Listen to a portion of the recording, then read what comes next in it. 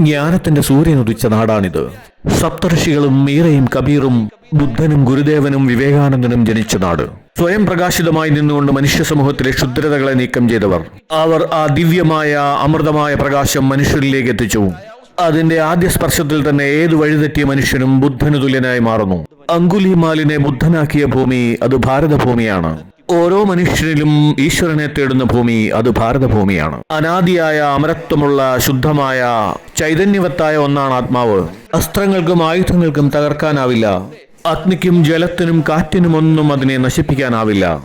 സുഹൃത്തുക്കളെ, എങ്ങനെയാണ് ഒരു ആത്മാവ് അജയ്യമായി അമരത്വത്തിൽ വിരാജിക്കുന്നത്, അതുപോലെ തന്നെയാണ് ഭാരതീയ സംസ്കൃതിയും. തകർക്കാനാവില്ല, ഭിന്നിപ്പിക്കാനാവില്ല. ആയിരക്കണക്കിന് വിദേശികൾ വന്നു, ആയിരക്കണക്കിന് വൈദേശിക ആക്രമണങ്ങളിലൂടെ ഈ എത്രയൊക്കെ ക്ഷേത്രങ്ങൾ തകർത്താലും അവയൊക്കെ വീണ്ടും വീണ്ടും ഭവ്യതയോടെ ഉയർത്തെഴുന്നേൽക്കുന്നു. ലോകത്ത് മറ്റൊരു നാടിനും ഈ സൗഭാഗ്യം ലഭിച്ചിട്ടില്ല.